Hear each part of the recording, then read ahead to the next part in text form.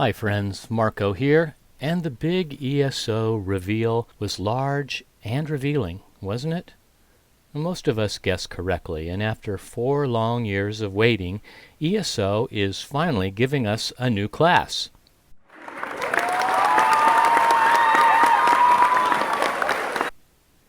The Arcanist is the 7th playable class, which may not be news if you play World of Warcraft, which has 12 classes, or EverQuest 2 with its 25 classes, or the Dark Age of Camelot with a whopping 45 classes. But 7 different classes is a very big deal for us folks in Tamriel, especially if you've been playing the same sorcerer for nearly a decade. Now, as we all know, ZeniMax has one goal when they release a huge new chapter, and that goal is to make a boatload of money. And as they learned from releasing High Isle in 2022, a new card game just isn't going to cut it.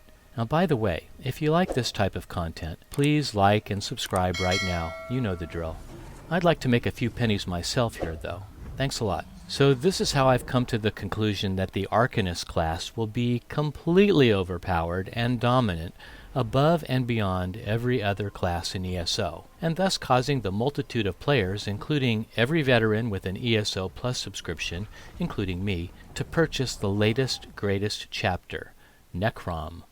Now, as a side note, ESO stole the name Necrom from Marvel. Necrom is a supervillain and a sorcerer supreme in the comics. He could use his magic to stretch his arms and grab victims from afar. So I'll leave it to you to decide if this is coincidence, homage, or, out-and-out plagiarism.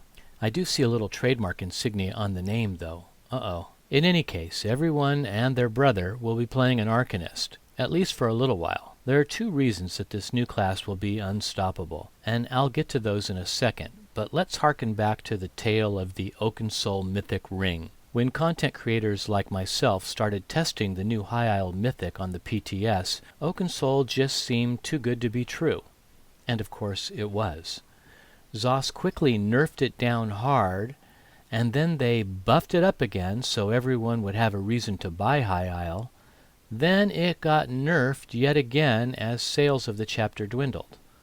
Now, it's still pretty good, but it went through a ton of transitions, and the ups and downs of rebalancing was frustrating, to say the least.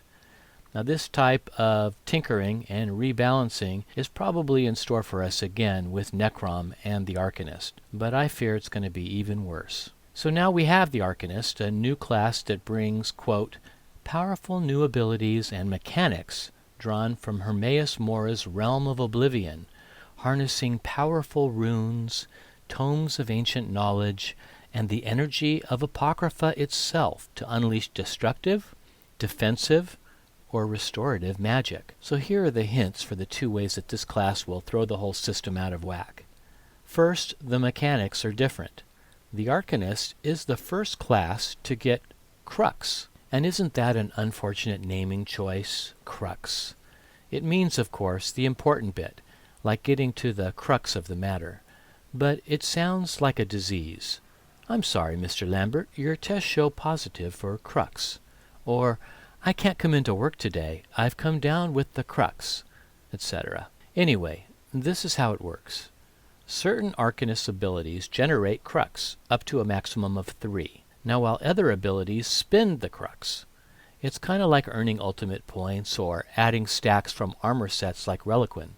Or, more specifically, how a necromancer abilities are empowered through the use of corpses on the ground. But you'll have to be more careful with your Arcanist rotation to get the most out of Crux. No random button smashing here. Now, the Crux will appear in-game as glowing green triangles circling the player. So this combo point system will allow for a wide range of adaptation and spellcasting, and frankly reminds me of the Sorc system used in D&D. I'm already piecing together a 1-bar Magicka Arcanist build in my head, using Reli and Order's Wrath with the Oakensoul. It'll be, as Hack might say, a God Mode build. But we'll have to wait until April to test it out on the PTS. Now, the second way the Arcanist class will be different deals with the spellbook. And yes, your own specialized spellbook. or cookbook, as the braided beard mentioned. We'll be able to spice up our spells with knowledge we gain in our adventures. So a spellbook or a grimoire that we can summon up and add to, much like collecting mythic fragments in the Antiquities system or upgrading specific decks in Tales of Tribute. You'll probably be searching for fragments, or in this case runes or tome pages, to upgrade your Arcanist spellbook. And while this isn't precisely spellcrafting, it's certainly spell enhancing or spell upgrading. Now, some cynical content creators think that these upgrades will only be available in the Crown Store, but that would certainly be pay to win, and that still goes against the ethos of the current game. The developers have created 3 specific skill lines for the Arcanist, which, of course, can be broken down into the 3 classic builds. Herald of the Tome for damage dealers, Curative Rune Forms for the healers, and Apocryphal Soldier for tanks. Now, I'll be focusing on creating a DPS for my first Arcanist build. I imagine that these bonuses to the Arcanist base abilities will be both active and passive upgrades, making it truly unstoppable. Now, for those interested in lore and a little bit of role-playing, Necrom is known as the City of the Dead, located on the Telvanni Peninsula. It's a dark elf city, so hopefully there will be some perk to creating dark elf Arcanists to explore these new zones. Now, let me know your thoughts on the new class and the new chapter coming in the comment section. As always, I'm Marco. Let's enjoy the newest content in ESO together. Remember to be kind to one another, and keep exploring.